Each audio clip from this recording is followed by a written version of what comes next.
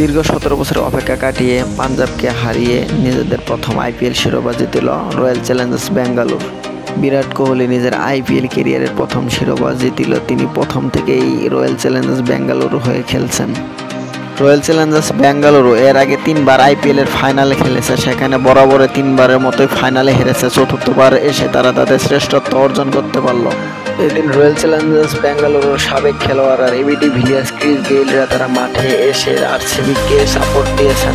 বিরাট কোহলি বিশ্বের শ্রেষ্ঠতম একজন খেলোয়াড় বলা যায়। তিনি সব আইসিসি ট্রফি জিতলেও তিনি কখনো আইপিএল ট্রফি জিতেনি। তার কেরিয়ারের পাশে কোনো আইপিএল ট্রফি ছিল না। এবার সেই আক্ষেপ ঘুচে কেরিয়ার পরিপূর্ণ হলো। আরসিবির ক্যাপ্টেন পাটিদার বলেছে, যদি এবার আইপিএল ট্রফি জেতা হয় সেই ট্রফিটি বিরাট কোহলিকে উৎসর্গ করা হবে। তাই করা হলো। বিরাট কোহলির হাতে এই আইপিএল ট্রফিটি শোভা পাবে। এজন্যই বিরাট কোহলির জন্য জান প্রাণ দিয়ে লড়ে গেছে আরসিবি এবং শেষ পর্যন্ত সেই ফলাফল পেয়ে আরসিবি ফ্যানরা নিজেদের অবশ্যই ভাগ্যবান বলতে পারেন।